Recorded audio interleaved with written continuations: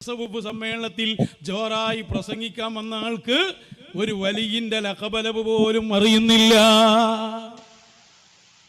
ഇന്നലെ ഞാൻ തസവുഫ് സമ്മേളനം ഇങ്ങനെ ശ്രദ്ധിച്ചപ്പോ റിഫായി ശൈഖിനെ സംബന്ധിച്ചു പറയാണ്. റിഫായി ശൈഖിന് നമ്മളൊക്കെ പറയുന്നൊരു പേരില്ലേ, അബുൽ അലമൈൻ.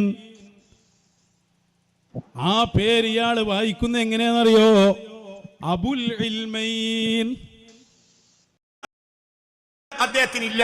അതുകൊണ്ട് തന്നെ അബുൽ ഇൽമൈൻ എന്നാണ് അവരുടെ മറ്റൊരു ഓമന പേര്. അതായത് ഇൽമുൽ ലാഹിരിയും ഇൽമുൽ ബാത്തിനിയും നിറച്ച നിറകുടമായിരുന്നു ആര്? അഹ്മദുൽ കഫി. അതുകൊണ്ട് അദ്ദേഹത്തിന് അബുൽ ഇൽമൈൻ എന്ന പേരുണ്ട്. രണ്ട് ഇൽമും. ചോദ്യത്തിന് മറുപടി പറയും. റിഫായി ശൈഖിന് നമ്മളൊക്കെ പറയുന്നൊരു പേരില്ലേ, അബുൽ അലമൈൻ. ആ പേര് ഇയാള് വായിക്കുന്ന എങ്ങനെയാണെന്നറിയോ? അബുൽ ഇൽമൈൻ. അദ്ദേഹത്തിനില്ല. അതുകൊണ്ട് തന്നെ അബുൽ ഇൽമൈൻ എന്നാണ് അവരുടെ മറ്റൊരു ഓമന പേര്. അതായത് ഇൽമുൽ ലാഹിരിയും ഇൽമുൽ ബാത്തിനിയും നിറച്ച നിറകുടമായിരുന്നു ആര്? അഹ്മദുൽ കഫി. അതുകൊണ്ട് അദ്ദേഹത്തിന് അബുൽ ഇൽമൈൻ എന്ന പേരുണ്ട്. എന്ത് ഇൽമൈൻ? അഹ്മദുൽ കഫി. അതുകൊണ്ട് അദ്ദേഹത്തിന് അബുൽ ഇൽമൈൻ എന്ന പേരുണ്ട്. എന്ത് ഇൽമൈൻ?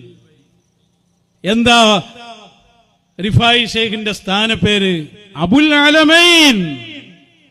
അതല്ലേ നമ്മൾ പാടുന്നത്? എന്ത് അബുൽ ഇൽമൈൻ? ഇയാൾ കണ്ടിട്ടില്ല. അതാ ഞാൻ നേരത്തെ പറഞ്ഞത്. ഇയാൾ ഇങ്ങനെ കുരങ്ങ് കളിപ്പിക്കുന്ന ഒരാൾ അക്കൂട്ടത്തിലുണ്ട്. എല്ലാ അറിവുകളും നേടിയ മഹാപണ്ഡിതനായിരുന്നു ബഹുമാനപ്പെട്ട റിഫായി ശൈഖ് റളിയല്ലാഹു അൻഹു. അതുകൊണ്ട് തന്നെ തസവുഫിന്റെ ഇൽമും ബാത്തുനിയായ ഇൽമും ലാഹിരിയായ ഇൽമും എല്ലാം ഒരുമിച്ച് കൂടിയതുകൊണ്ട് ബഹുമാനപ്പെട്ടവർക്ക് പേര് നൽകിയതാണ് അബുൽ ഇൽമൈൻ. ഇത് റിഫായി ശൈഖ് റളിയല്ലാഹു അൻഹുവിന്റെ ചരിത്രം പറയുന്ന കിതാബിലുണ്ട്. എവിടെന്നാണ് ഔഷാദേ നീ ചരിത്രം പഠിച്ചത്? എവിടെന്നാണ് ഈ തസവുഫ് പഠിച്ചത്? ആരാ താങ്കൾ ഈ കോലത്തിൽ വിഡ്ഢി വേഷം കെട്ടിക്കുന്നത്? ആരാ?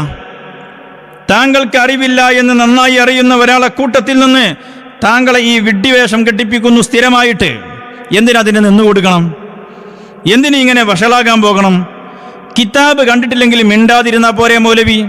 ഞങ്ങളെ ഉലമാഇനെ ചോദ്യം ചെയ്യാൻ താങ്കൾ വളർന്നിട്ടില്ല എന്ന് ഇനിയെങ്കിലും മനസ്സിലാക്കിക്കൂടെ മൗലവി? ഇങ്ങനെയുണ്ടാകുമോ ഒരറിവുകേട്?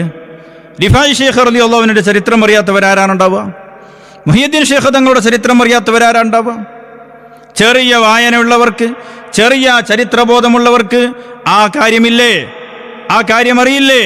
റിഫായി ശൈഖ് റളിയല്ലാഹു അൻഹുവിന്റെ ചരിത്രം പറയുന്ന എല്ലാ കിതാബുകളിലും ഇമാമുകൾ ഈ ചർച്ച കൊണ്ടുവന്നിട്ടില്ലേ?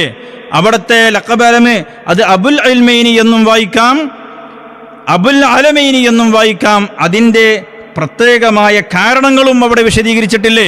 ഇത് വിശദീകരിക്കാതെ ഈ രണ്ട് ഭാഗവും, അബുൽ അലമൈനി എന്ന ഭാഗവും അബുൽ ഇൽമൈനി എന്ന ഭാഗവും വിശദീകരിക്കാതെ പോയ ആരാളുള്ളത്?